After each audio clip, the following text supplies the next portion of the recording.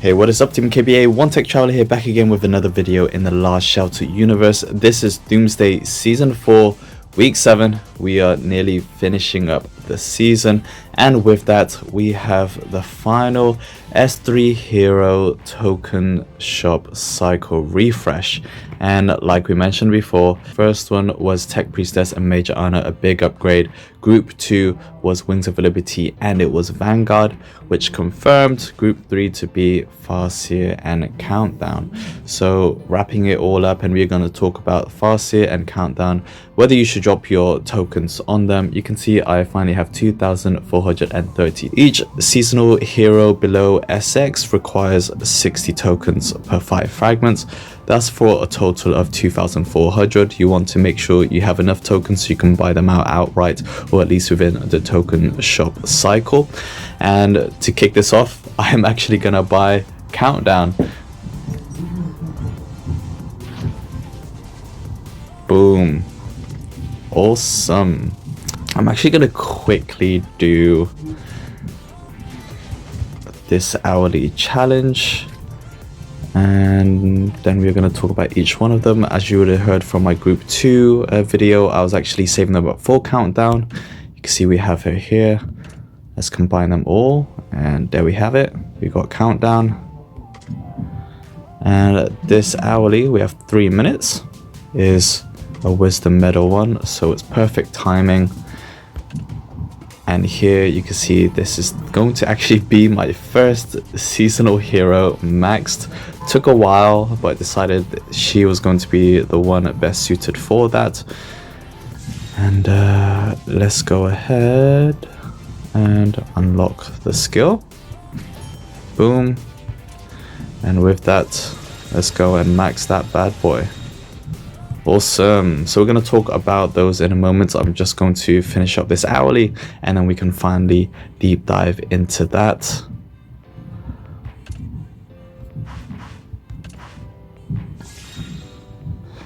So I'm going to do the hero trick using the green heroes, unlocking the first 2 or 3 skills. Ones basically where they don't require additional rare medals. It's just purely the basic wisdom medals. And then there we go. Cool. So I've done that. Finally, I'm really happy to have got her, and now that I've unlocked her token out of the way, we can finally talk about the last 2 of the 3 sisters that make up the final S3 hero exchange in a token shop. If you want to see my full limited seasonal hero recruitment timeline for the pause and these token shop refresh cycles, make sure you check it out in my article. I'll put the link. For the first time in those videos, I actually decided to drop my tokens first and max out my countdown. Like you saw, I was just very excited, couldn't wait, and also just switch it up so that you can kind of see what I ended up doing with my own personal tokens.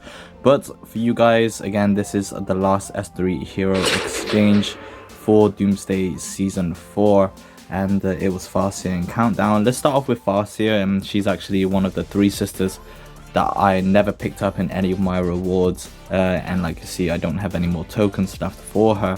But if, like previous season heroes, you have her already and she's very well developed, you can opt for her. Because we are so close into SX, depending on how many tokens you have, it might be better strategically to save up when you decide to drop your SX season, when you decide to drop your tickets for SX heroes, and considering they do need 3,000 hero tokens. Farseer, like the others, are great quality ones. Maybe she isn't as versatile and adaptable as, say, Vanguard and Countdown when it comes to pairing, but she definitely has an arsenal of combat skills to fit in within your APCs pre-SX and going forward. She's optimally placed in the mid row. Skill 2 is Suppressing Assault. Range of 4, targets 2. There's a 40% chance to deal 255% damage to 2 random enemy squads. That's for a total of 510%, which is pretty good, and it makes their might and resistance minus 55%. Now, might and resistance are of course counters to each other, but That is very good, considering it will reduce their might and effectively the attack by 55, and also their resistance, so they will deal less attack and receive more, especially if you're coming across very high damage APCs who have significant might and resistance. Just kind of dulls their blade a little bit and their shield. That lasts for 2 turns, which is good. That thunder is getting a little bit too loud, so let's just move that. Okay, and that lasts for 2 turns, which is very good. We have the plus 50% resistance and might like always with the rest of the gang. And then skill 5 is Falcon's Eye. During battle, whenever a skill that requires prepping is casted, 100% chance to enter the state of clarity, gaining immunity to silence, disarm, suppression, and confusion, lasting 2 turns. That first part is pretty much negates all forms of counters. Like say here, those are the most common, and even confusion, which is specific to Tech Priestess, and that's 2 turns, which is very good, which basically negates Farseer from getting, you know, countered when she's going to release her combat skills. After casting a combat skill, 100% chance to increase might and resistance by 100% to 2 random friendly squads. So this is huge. Also lasts for 2 turns.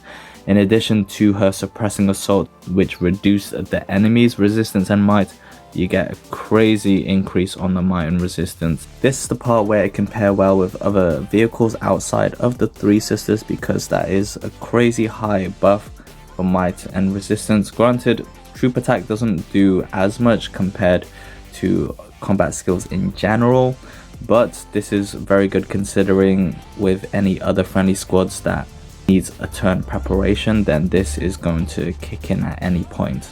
So again, a great skill that works in the background that just removes any vulnerabilities or to counters. Her awakening is a 15% increased vehicle damage alongside the 15% might and resistance.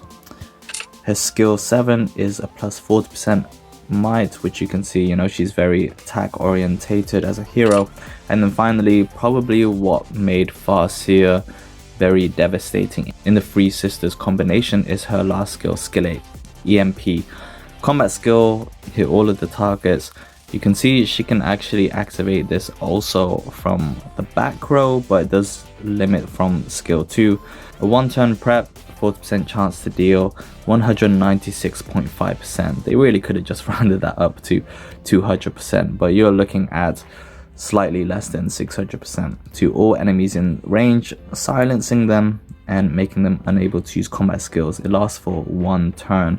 So this is a crazy good skill because it just affects all rows from the front to the back. Combat skills, which we know can deal definitely the most damage and is a good counter to the tough APCs. But to definitely make the most of her, it was Vanguard that was helping to prop up that 100% chance on the combat skill, which would be EMP, and then a 60% chance to skip that 1-turn prep. So definitely have really high synergy and highest in the 3 sisters. Out of that formation, she's very good generally from her skill set of enemy debuffs, friendly buffs, and that full silence in the enemy formation. But there are definitely ones that can deal far more damage and maybe have also good counters, and she only becomes really good when you have, you know, the 3 sisters or Vanguard. Outside of it, she's still very solid, but she definitely loses some of that shine because of that loss of synergy. So should you be dropping your tokens on Farseer? Question is, should you be dropping your tokens on Farseer? Now, if you already have the 3 sisters formation, you might have heard of talk that after SX happens, there's some gameplay mechanics that kind of the 3 sisters formation doesn't take advantage of as much of other formations, combinations, or heroes, so they don't become as strong as they generally have been pre-SX.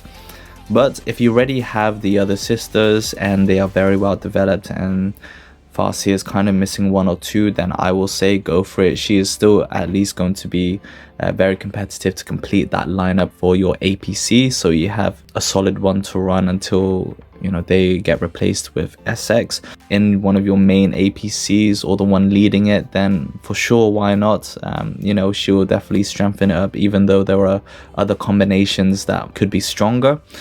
If you are putting her in a makeshift APC, so non-3 sisters, your Farseer is not really well developed, then I would hold off your tokens.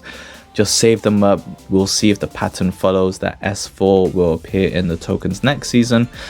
And if you decided to skip S4, then you will essentially have 2 or 3 sets of hero tokens that you can drop when the new token pairing happens, the senior commander shop in SX. So completely up to you, again, depending on the number of tokens, if your Farseer really is only missing 1 token, or if you are running the 3 sisters. Those are kind of the ways that I will say she is worth dropping your tokens on. Again, she isn't the most strongest or the most valuable S3 hero or the most adaptable, but if you are lacking any kind of competitive APC, then I don't see any reason why you can't drop for Farseer. If you are looking at the long term, then I will definitely say hold off. And then the final one, of course, is a Countdown.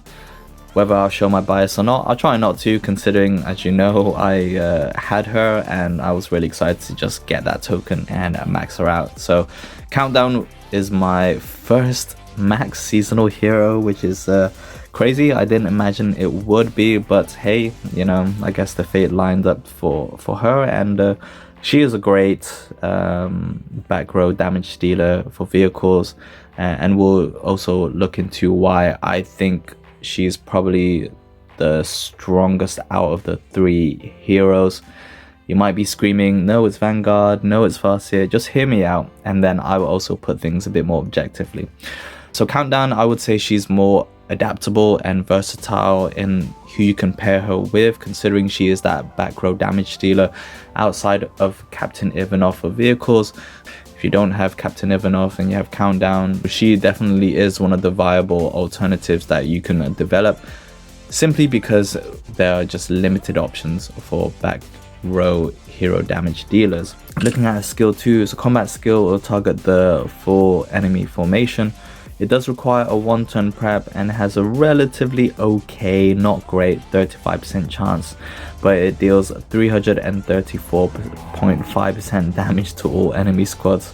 They honestly love their 0.5s, I don't know why, but that will pretty much put you at 1,003.5%.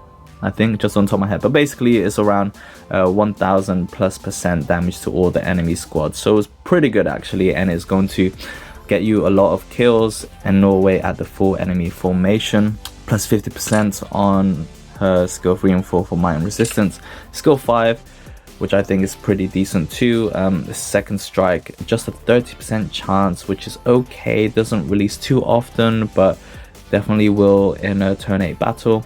And it deals 255% damage to all enemy squads, so just over 750% damage, more like 765%. And this will be a counter to healing, so for 2 turns they are unable to recover units. It's okay. I would definitely say, because depending on the healing setups is not the most successful. It does help when you are up against very high healing APCs, but there are definitely much better counters out there. My favorite would be Confusion. Of course, that comes from a healing hero tech priestess, but if again as healing will become a strong meta in SX, then she definitely can still prove to be relevant going forward. And I like how again this will hit all of the formation. Doesn't trigger as regularly as her first strike, but when all of them align up, then you are going to rack up those kills. Her awakening is the same as Farseer, 15% increased vehicle damage alongside the might and resistance. Has a plus 40% might on skill 7 for the whole formation. And then finally Death comes, which is a status skill. And what this essentially means is that she abandons any kind of basic troop attack. So at the end of each turn, you will always see she has like a disarmed counter that she does to herself, because from her sacrificing those normal attacks, she gets an increased 35% damage with her combat skills, and it will deal 301% damage to a random enemy squad within range on each turn, and damage will be counted as a combat skill.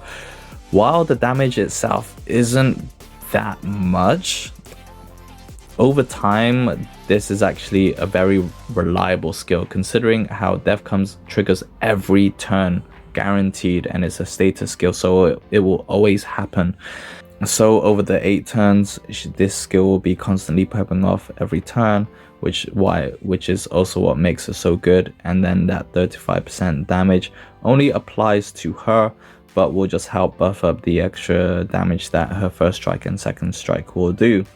So that is Countdown. Again, she is best in the back row. If you're going for a high damage APC, she can also be from the mid, and you will still get that guaranteed at least damage from her death comes. She will be more vulnerable in the mid because she has more combat focused skills, so definitely in the back row. But again, she's very adaptable because anything which helps prop up her combat skill damage. And I just see Countdown being able to operate more independently compared to, say, Farseer, who kind of needs that extra support to make her skills become even more effective or hit that max potential that she does in the Three Sisters formation. Vanguard, of course, would have the high synergy with Countdown to prop up that combat skill that I mentioned, should you be dropping your tokens on her. So kind of similar with Farseer, and maybe a bit more preference to Countdown in just how I think relevant and more adaptable she can be in SX. If you are just missing one skill, go ahead, you know, definitely max her. From being in the back row, I would actually unlock skill 8 first, because that will just give her the extra high damage that you want from Countdown, and she's better protected from the back, so you don't have to worry too much of having that troop count. Once you have skill 8 unlocked, then it'll be skill 7, and then it will be once you have skill 8 unlocked, then it will be skill 6 Awakening for the troop count and just longevity in battles, and then finally it'll be skill 7 for that additional might across the formation. Again, if you also have the Three Sisters and they are pretty well developed, go ahead and, you know, drop it on Countdown to just make that more of one of your front running competitive APCs. She can definitely be on your list. I would prioritize, if you have Captain Ivanov, more, because I find him much more versatile than Countdown. But if you already have him and you have Countdown, you're still going to be in the running and just have more options for damage until you get the SX heroes like Death Rider. So that is Countdown with Farseer. And of course, we all knew that I got Countdown through the token shop because she was one of the most developed in my season heroes, and it made sense. I'm actually glad that it was Vanguard, as I was hoping for in Group 2, because that meant I would have enough tokens to pick Countdown. If it was kind of the other way, then I actually wouldn't be able to get Countdown herself. Thanks a lot for joining me, Team KBA. That was the final S3 hero grouping in the token shop. It is going to run down until the final day in tally phase, and we actually just finished up our last war in Doomsday Season 4. What a ride. If you found it useful, give it a big thumbs up. Definitely check out more of my Last Shelter videos in the gaming playlist, and join the Team KBA community to see more awesome videos in tech and travel alongside gaming. Thanks a lot, world. I'll see you in the next video, but until then, keep being awesome. Peace.